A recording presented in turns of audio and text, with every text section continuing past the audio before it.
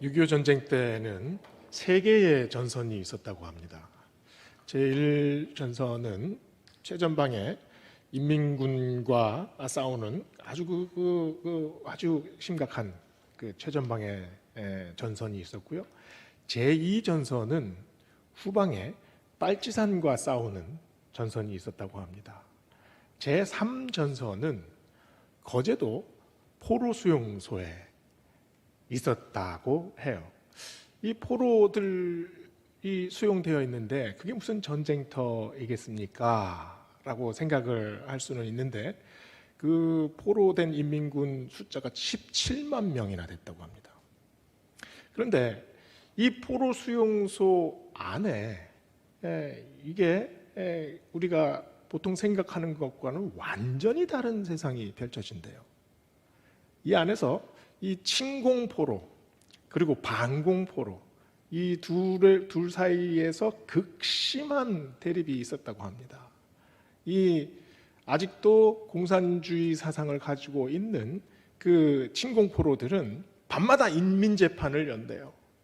그래서 자기들 눈에 반동분자라고 생각되는 사람들을 끌어다가 그 포로 수용소 안에서 직결 심판을 내린다고 합니다.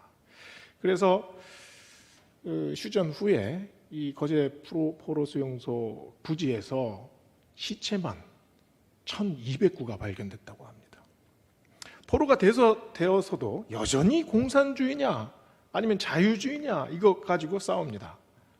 철조망 안에 또 다른 전쟁이 막 벌어지고 있는 거죠. 얼핏 봐서는 이게 이념 전쟁처럼 보입니다. 그러나 사실은 양육강식이었어요. 힘있는 세력이 힘없는 세력을 감금하고 폭행하고 집단 린치를 가하고 또 살인을 합니다. 완전히 무법천지가 되어버리는 거죠. 여기에서는 중간이 없습니다. 어느 쪽이든지 선택을 해서 그쪽 편에 서야 된다는 거죠. 이들이 전쟁의 포로들인가요? 아니면 이념의 포로들입니까? 두려움의 포로들입니다. 왜냐하면 자기가 살기 위해서는 더 가혹해져야 되고 더 잔인해져야 돼요. 자기가 이념에 투철한 것처럼 보여야 살아남거든요. 어떻게 보면 이 사람들은 연약한 사람들입니다. 두려움에 꽉 차 있는 사람들이죠. 오늘 본문에도 포로된 사람들이 나옵니다. 바벨론은 유다를 정복한 후에 강제 이주 정책을 시행하지 않습니까? 수십만 명의 젊은이들이 바벨론으로 굴비처럼 엮여서 끌려갔습니다. 이곳에서 어마어마한 수치를 당하지요. 유다의 그 찬란한 역사는 완전히 사라졌습니다. 제사장이 바벨론 강가에서 물고기를 잡아야 했습니다. 귀족들이 소장농이 되어버립니다. 그리고 귀부인들이 시녀로 전락해 버렸어요. 겨우겨우 먹고 삽니다. 아주 비참한 상태까지 내려가게 되는 거죠. 그런데 문제가 가난과 궁핍이었겠습니까? 이 사람은요, 아무리 가난해도 또 먹을 것이 없어도 그 안에서 행복을 발견합니다. 그런데 멸시와 천대와 차별은 참으로 이게 견디기 힘든 일이거든요. 바벨론에서의 유다 백성들의 삶은 멸시받는 백성들입니다. 2등 시민인 거죠. 아무리 노력을 해도 그것에서 벗어날 수가 없습니다. 이들은 무엇의 포로가 됐습니까? 절망의 포로가 된 사람들입니다. 하나님은 이런 상황 속에서 에스겔 선지자를 보냅니다. 절망의 포로, 또 두려움의 포로, 또 양육강식의 포로가 된 이 사람들에게 하나님께서 말씀을 전하죠. 희망이 없는 사람들입니다. 불쌍한 사람들이에요. 그런데 오늘 그 말씀이 3절, 4절을 보면은요, 인자야, 내가 너를 이스라엘 자손 곧 패역한 백성, 나를 배반하는 자에게 보내노라. 그들과 그 조상들이 내게 범죄하여 오늘까지 이르렀나니 이 자손은 얼굴이 뻔뻔하고 마음이 굳은 자니라. 하나님의 말씀이 너무 가혹하지 않나요? 이 이 사람들은 나라를 잃은 사람들입니다. 이미 포로가 돼서 끌려온 사람들이에요. 그런데 이 사람들을 보고 패역한 백성들이라고 얘기를 합니다. 얼굴이 뻔뻔하고 마음이 굳었다. 니들이 범죄해서 이 지경에 이르렀지 않았느냐라고 지금 다그치는 말씀입니다. 아이가 울면 가서 안아줘야지요. 그런데 이 말씀만 보면 그냥 우는 아이의 그냥 뺨을 후려치는 말씀처럼 들립니다. 상처가 입어서 피가 철철 나는데 그 위에 소금을 확 뿌리는 그런 말씀처럼 느껴져요. 왜 이런 질책의 말씀을 하십니까? 바벨론은 그 당시 세속화의 첨단을 달린 나라입니다. 사막의 운하를 받습니다.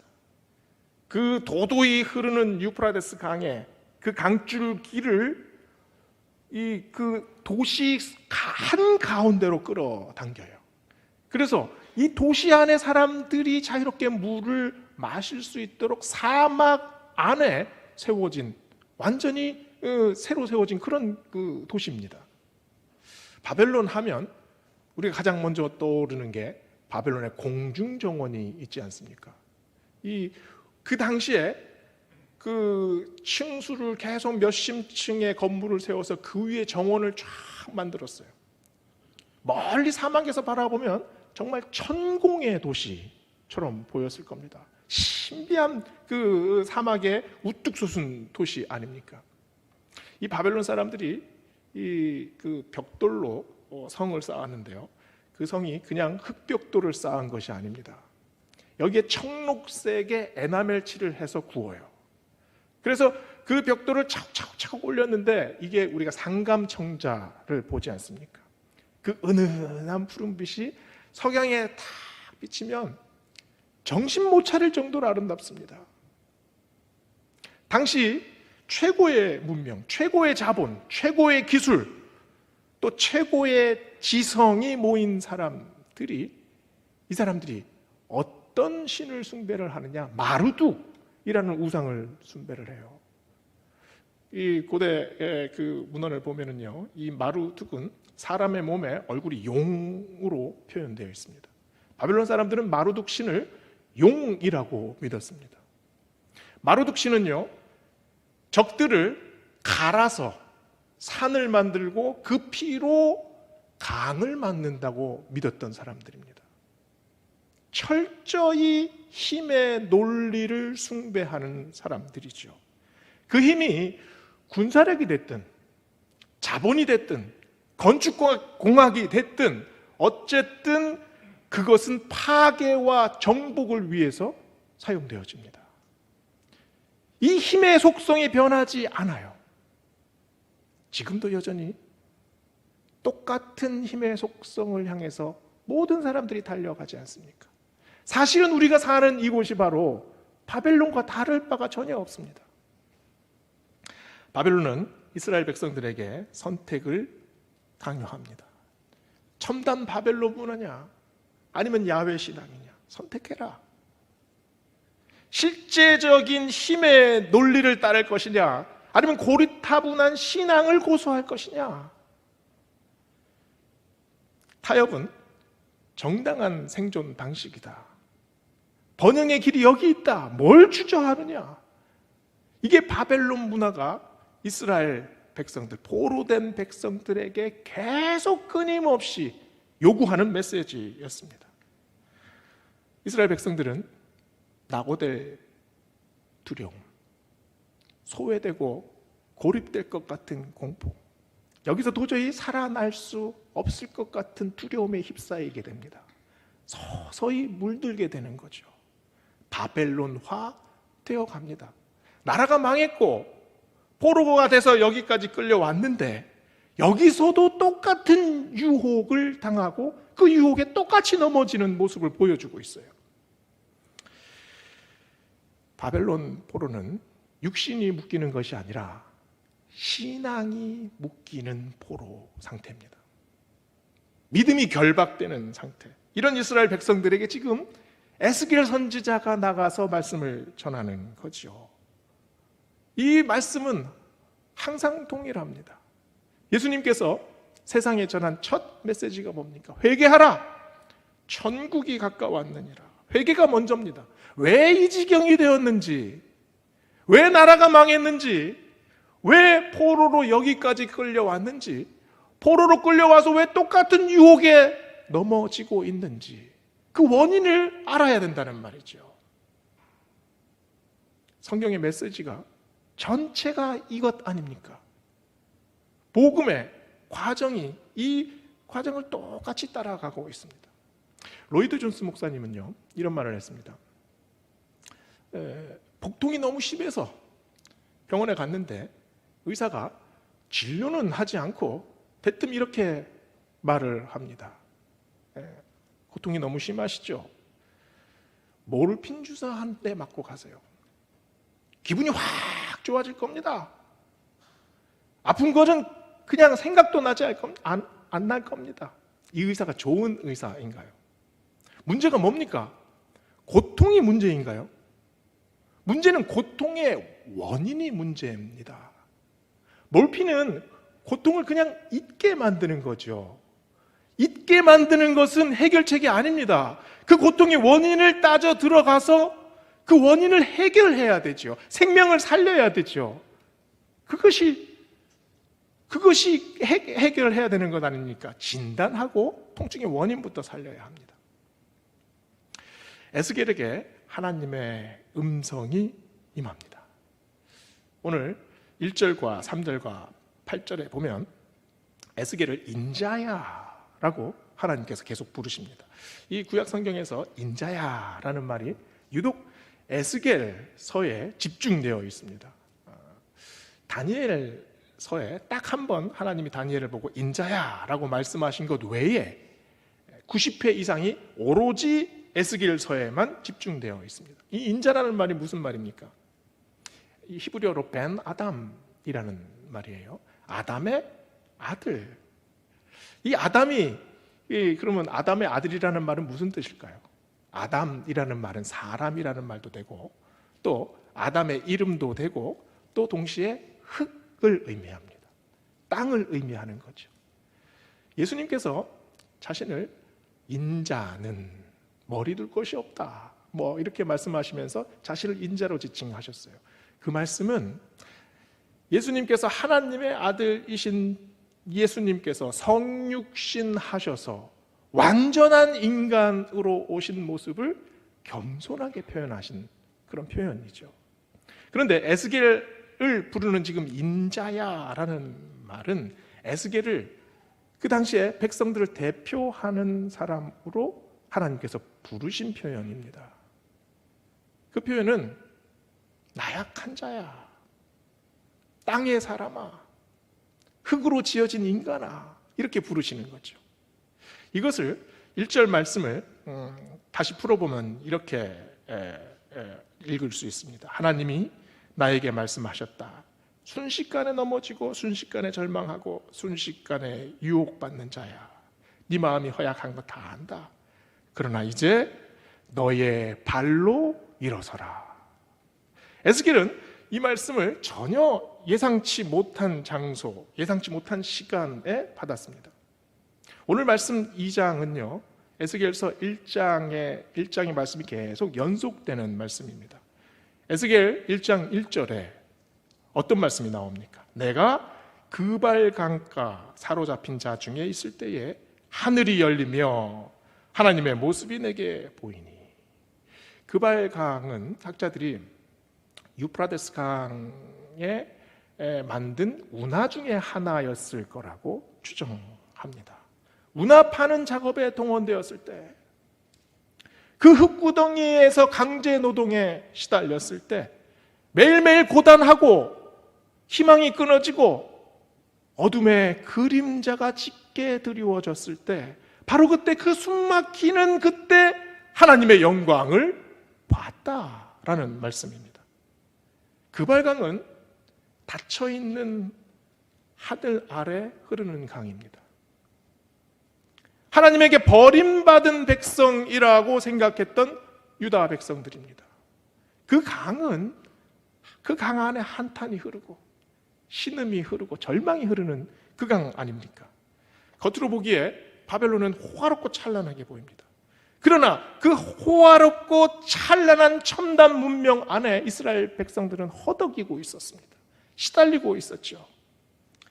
하늘이 닫히면 관계는 파괴됩니다. 말씀이 끊어지면 우리 영혼이 급속도로 빛을 잃어가지 않습니까? 경쟁은 파괴를 몰고 옵니다. 하나님의 말씀이 끊기고 하나님의 은혜를 생각하지 않는 사람들은 경쟁에 돌입할 수밖에 없어요. 그러면 서로를 파괴하게 됩니다. 이 파괴는 나만 살 것 같지요. 나만 경쟁에서 이겨나갈 것 같지요. 결국은 다 몰락하게 만듭니다. 이게 양육강식의 세계 아닙니까? 가정에서도 마찬가지입니다. 하나님의 은혜가 단절되면 회복이 안 돼요. 아담이 하와를 부를 때 어떻게 불렀습니까? 내 뼈 중에 뼈요, 내 살 중에 살이라, 이렇게 불렀어요. 그런데 선악과를 따먹고 나서 어떻게 됐습니까? 서로 원망합니다. 하늘이 닫혔어요. 서로 죄를 뒤집어 씌우지 않습니까? 가정에서 일어나는 모든 문제의 근원을 살펴보세요. 은혜가 끊어지면 갈등이 생겨납니다. 그러나 하늘이 언제 열립니까? 하나님이 언제 오십니까? 흙의 사람들이 이 먼지 구덩이에서 신음할 때, 그때 하늘이 열려요. 하나님의 선지자들이 다 죽었습니다. 한탄했던 그때 갈멜산 꼭대기에서 하나님께서 하늘을 여셨습니다. 비통한 심정으로 자신을 자책하며 자학하면서 광야길을 걷던 야곱에게 베델에서 하나님께서 하늘을 열어주셨어요. 400년 동안 하나님의 말씀이 끊겼습니다. 어둠의 사람들로 살아갔던 이스라엘 백성들에게 요단강 위에서 하나님께서 하늘을 열어주셨습니다. 예수 그리스도를 보내주셨어요. 그리고 말씀하시잖아요.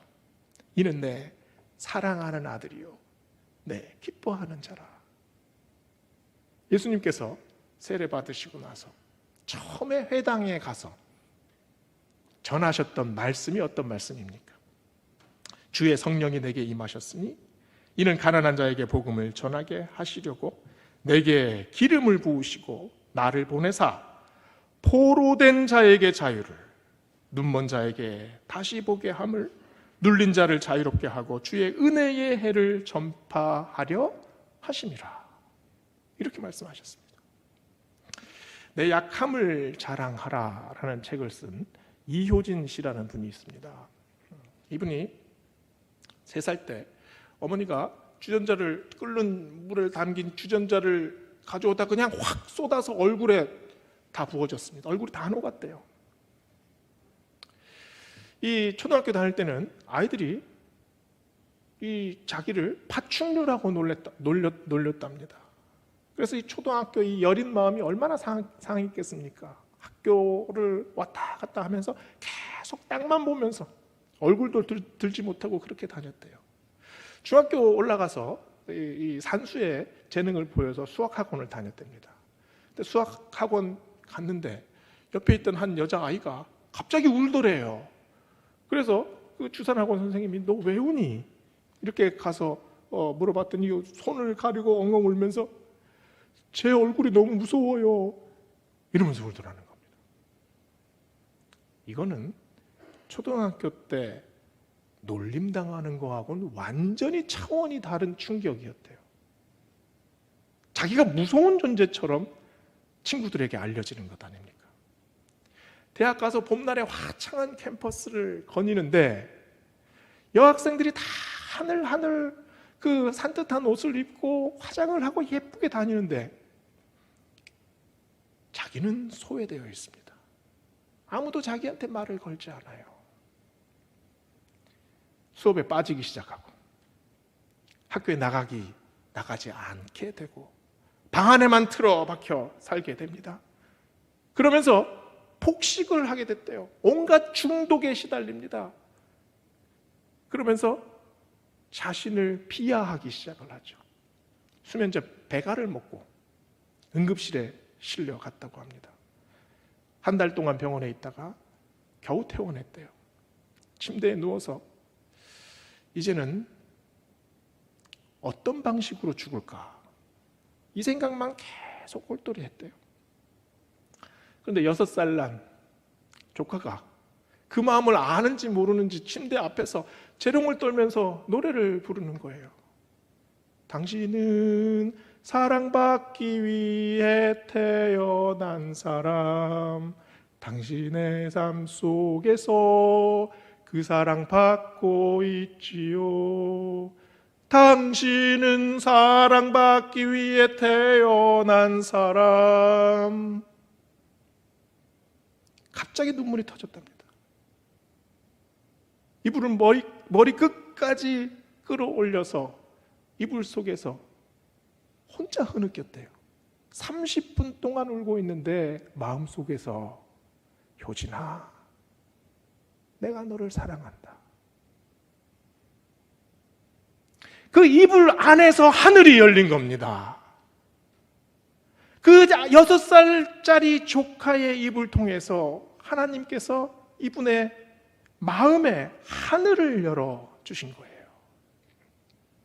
에스겔의 임한 말씀이 바로 이 말씀입니다. 인자야, 내 발로 일어서라. 마음에 슬픔이 있는 자야, 네 발로 일어서라. 그 슬픔을 딛고 그 아픔을 딛고 네 발로 일어서라.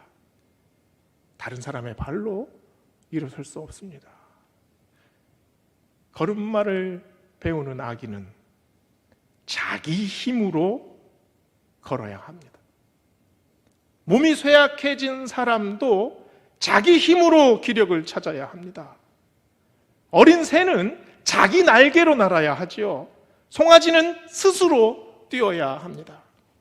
그러나 우리가 절망 속에 빠졌을 때, 그 발강가의 그 흙구덩이에서 헤맬 때, 절망이 우리 삶 속에 확 끼쳐올 때, 경제적으로 너무 힘들 때, 육신이 허물어져 갈 때, 삶 속에서 아무 의욕이 생겨나지 않을 때 우리는 다리가 후들후들 겁니다. 일어서고자 하나 일어설 힘이 없어요. 그때 우리에게 주시는 하나님의 말씀이 뭡니까? 오늘 말씀 2절을 보세요. 그가 내게 말씀하실 때에 그 영이 내게 임하사 나를 일으켜 내 발로 세우시기로 내가 그 말씀하시는 자의 소리를 들으니. 우리가 언제 일어섭니까? 하나님의 말씀이 내게 임할 때, 하나님의 영이 내 삶 속으로 들어올 때, 하나님이 나를 붙잡아 주실 때, 하나님이 나를 일으켜 세워 주실 때, 그때 기어코 내 발에 능력이 됩니다. 하나님께서 나를 일으켜 세워 주시니까요, 내가 걷지 못해도 걷게 하시고 뛰지 못해도 뛰게 하십니다.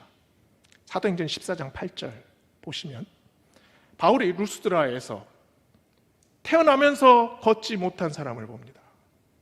근데 이 사람의 마음에 믿음이 있음을 봐요. 그러면서 사도 바울이 그 사람의 이 뼈가 굳었지 않습니까? 근육에 힘이 하나도 없어요. 한 번도 걸어보지 못한 사람입니다.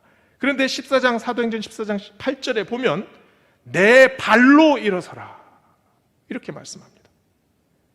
사도행전 26장 16절에 보면은요, 바울이 자기가 다메섹 도상에서 경험했던 주님의 음성을 다시 회상하는 장면이 나옵니다.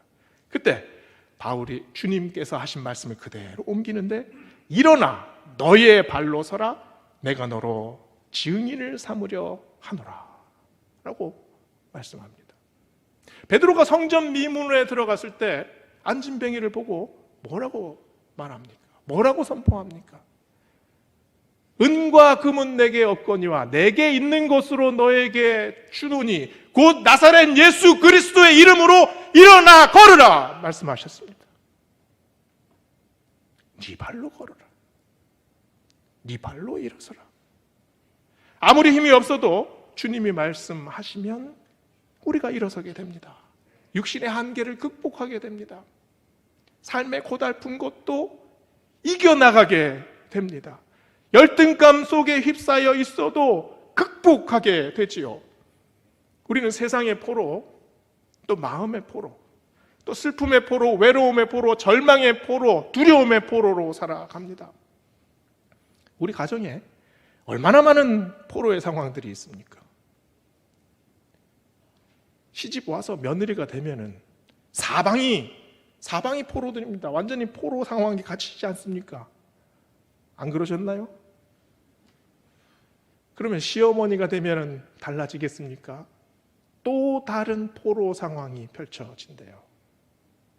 말이 안 통하는 포로, 마음이 다친 포로, 누구에게도 얘기할 수 없는 우울감의 포로, 남편 문제, 아내 문제, 자녀 문제의 포로, 가정의 포로, 불안한 미래의 포로, 또 나만 고통받는 그 내밀한 그 상처의 포로. 이 포로의 상황은 끝이 없습니다. 손발이 다 묶인 것 같죠. 그리고 저절로 눈물이 날 때가 있습니다. 너무 아프죠. 이 포로 상황에 한번 들어가게 되면 치유가 안 됩니다. 어떻게 해결해야 될지 알지 못하는 거죠. 이런 우리에게 하나님께서 말씀하십니다. 7절 말씀이죠. 그들은 심히 패역한 자라. 그들이 듣든지 아니 듣든지 너는 내 말로 고할지어다. 그들이 누굽니까? 이스라엘 백성들인가요? 그들은 우리를 옥죄는 상황들입니다. 그 상황은 사람이 될 수도 있고 사건이 될 수도 있어요. 그런데 그 상황 속을 교묘히 비집고 들어오는 것이 있습니다. 사단이 우리의 사람들과 사건들과 우리의 마음 속으로 아주 그냥 교묘하게 들어오지 않습니까? 패역한 자는 그래서 바로 이 사단입니다. 우리의 마음을 강팍하게 만들고, 우리를 슬픔으로 밀어놓고, 우리를 절박한 상황 속에서 신음하게 만드는 것, 바로 사단의 영향력 아닙니까? 악의 영향력입니다. 듣든지 아니 듣든지 라고 말씀하십니다. 그 말씀 무슨 말씀일까요? 어떤 상황이든지, 할 수 있든지 할 수 없든지, 해결을 하든지 못하든지, 가능하든지 불가능하든지 너는 선포해라 라는 말씀입니다. 믿음을 드러내라 라는 말씀입니다. 말씀을 전해라 라는 말씀입니다. 확신해라 라는 말씀입니다. 예수님께서 우리에게 보여준 모습이 있죠. 사단에게 시험 받고 나셔서 예수님께서 뭐라고 말씀하셨습니까? 사단아 물러날지어다 말씀하셨습니다. 우리가 예수님의 그 모습을 보고 무엇을 배웁니까? 우리 삶 속에 끼어드는 그런 절망의 사단아 물러날지어다, 슬픔의 사단아 물러날지어다, 억울함의 사단, 또 도저히 어떻게 할지 못하는 불가능의 사단, 이 모든 것들을 물러날지어다 선포하라고 우리에게 말씀해 주십니다. 그래서 5절에 이렇게 말씀합니다. 그들이 듣든지 아니 듣든지 그들 가운데 선지자가 있음을 알지니라. 하나님이 우리 가정에서 우리를 선지자, 예언자로 세워주십니다. 한 권사님이 이런 고백을 한 기억이 있습니다. 30년 동안 남편을 위해서 기도했대요. 믿지 않는 가정에 시집 와서 이 남편을 하나님 구원해 주세요. 30년 동안 기도했는데 하나님 이야기만 꺼내면 그냥 싸움이 납니다. 그냥 가정이 그냥 전쟁터가 돼버려요. 식사 시간에 식사 기도를 한다고 기도하다가 눈물을 잠깐 비치기라도 하면 밥상 머리에서 재수없게 시리, 이런 말을 그냥 서슴없이 한다는 거예요. 이런 남편을 어떻게 합니까? 그런데 요즘에 식사 기도를 자기가 하면 아멘 하고 따라한답니다. 물론 눈 뜨고 따라한대요.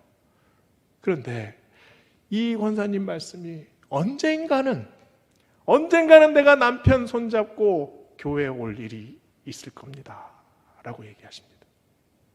이분이 이 가정에서 어떤 분입니까? 이분이 선지자예요.